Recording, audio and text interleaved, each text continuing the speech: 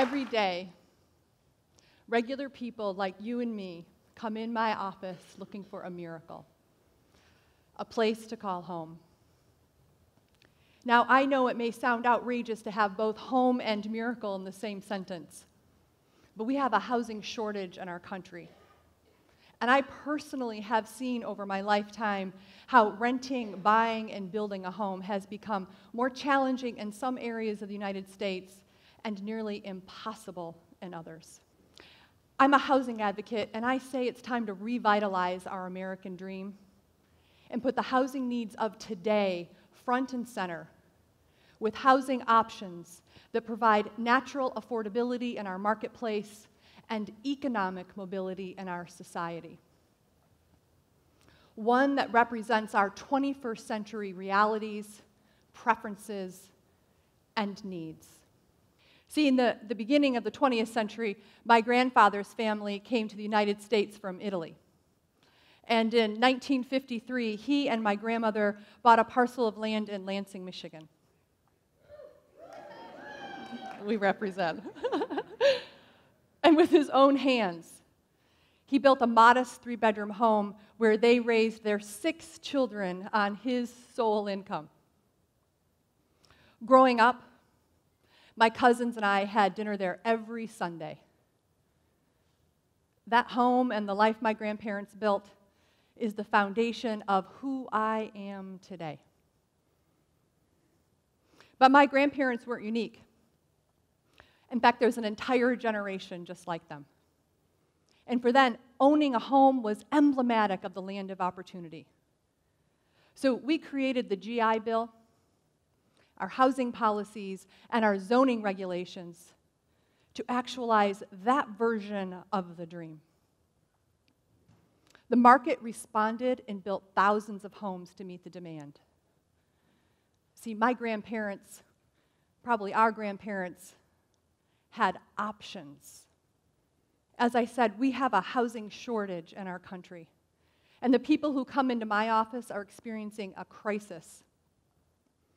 Despite a decent job and good rental history, they can't find a place to live. They are victims of outdated zoning, population blooms, and dysfunctional economics. They have few options. In the 80s, I lived in Santa Cruz, California, and I remember looking for an apartment with some friends. We spent the day driving from place to place, looking at some that were a little more than we could afford, but in a nicer neighborhood, and others that were rough, but we'd be able to save money. Back then, we had options. See, by having a selection both of quality and size of housing to choose from, there was natural affordability and movement in the marketplace. Translation, just like my grandparents, I could find a home and build a life that was right for me. Versus today, where you have to take anything, even if it's too big or too small or too expensive. Simply put, the zoning regulations that we created for my grandparents' American dream don't match the economic realities of today, leaving the people of this century out in the cold, sometimes literally. Across America, rents and home prices are too high for even middle income levels. In fact, over 18 million households are spending more than 50% of their annual income on housing. Right? So finding a home and building a life is constrained at best. And for those who make less than $30,000 a year, the situation is even more dire. They have no options. There are 2 dirty words in housing: affordable and density. Both represent the not in my backyard and status quo thinking that contribute to our current state of affairs. But the real dirty words are single-family zoning. The fact is that the single-family zoning that we created in the 50s does not match the economic realities nor our needs and our preferences of today, resulting in housing that is too big for our lifestyle and too expensive for our pocketbooks. Yet, in most communities, it's easier to build a McMansion than a multifamily residence, resulting in fewer starter homes for millennials and fewer places for boomers to downsize. Let's face it, the way we live, work, and play has changed dramatically since 1950. As Einstein said, you can't solve your problem with the same thinking you used when you created it. So long as we keep thinking about people and housing in the same old way, that affordable housing is for poor people and that density brings down our property values, then we're going to continue to get the same distressing outcomes that result in a personal crisis for millions of Americans every single day. How about this? How about we change our definition of those words and think that affordable housing actually means realistic rents and mortgages that the wages of today can pay?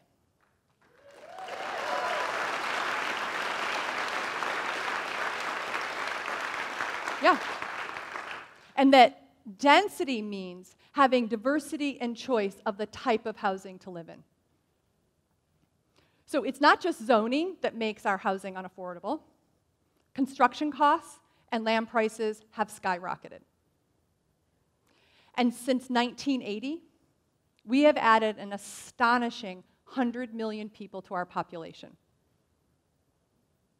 By 2050, we will do it again, adding another 100 million people to our population. Where are we going to put them all when we're adding people faster than housing? In fact, in 2015, for every 10 new families, we only built 6 new places for them to live. This lack of supply drives up rents and home prices for all of us. See, by having housing diversity in the marketplace, which includes repurposed homes and apartment buildings, we offer natural affordability in our marketplace and economic mobility in our society. So let's zone for apartments and tiny houses and in-law suites so that the market forces of today can respond with options.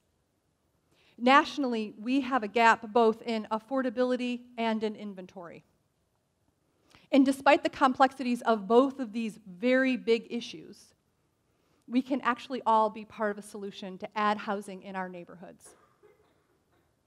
So now I live on Cape Cod, which is on the east coast of the United States. We are a highly desirable beach community where second homes make up 40% of all of the inventory in our region. And single-family homes make up 80% of all of the housing inventory in our region. So with every sale and new construction, that percentage increases for 2 simple reasons. One, our second homeowners make more money than our year-round workforce. And our zoning generally only allows 1 house per acre lot. That means if I owned a piece of land the size of a football field, I could only build 1 house. I'm the head of our region's housing agency, and every day people come in our office struggling to find a place to live. These conversations compel us to find solutions and to take action. So first, we are advocating for the necessary zoning changes in our region that allow something other than 1 house per acre lot and that is also environmentally sustainable for our beautiful region. Second, I believe allowing a homeowner the right to build and rent a smaller apartment on their existing lot will not only give us that diversity in the marketplace, it will also give them passive income. So it's a win-win. Right? But we need inventory now. So I developed a new program that's called Rent 365. And we incentivize second homeowners to convert their home to a year-round rental. Now, I understand this program is not for every second home, nor is it for every second homeowner. So we targeted our efforts on homes owned by family trusts and homes valued under $500,000 because we figured these owners would be most willing to see their asset in a new way and most willing to help our year-round workforce, like our police officers and our school teachers and our home health aides, right? So we explained the benefits of having these year-round tenants in their home. We paid them a $1,000 stipend, and we guided them on the best practices of becoming a landlord.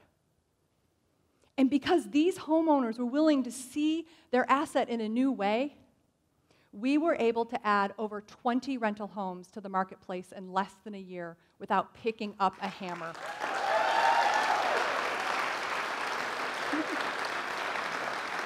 It's pretty awesome.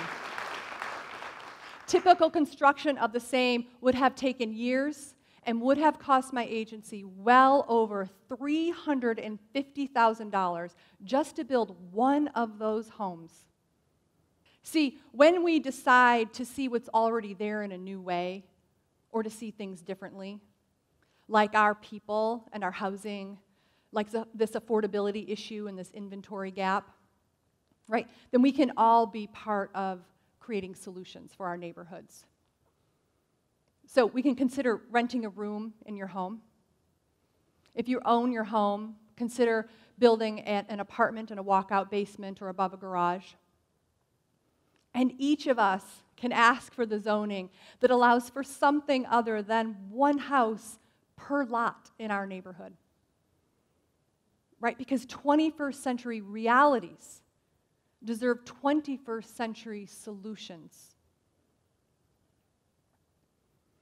A home, right, is where the land of opportunity materializes.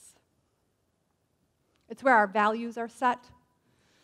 It's where our dreams are realized. And it's where the people we love come together. So if we are a nation that truly values an American dream, an individual's ability to prosper no matter the situation or circumstance they were born into, then let's address this housing crisis with a fresh perspective and a sense of urgency. And when we embrace this notion that having housing diversity in our marketplace, like repurposed second homes and apartment buildings, right, provide variety and options for our people, then we will have natural affordability and economic mobility in our society. And then together, collectively, we can empower the next 100 million Americans to dream big.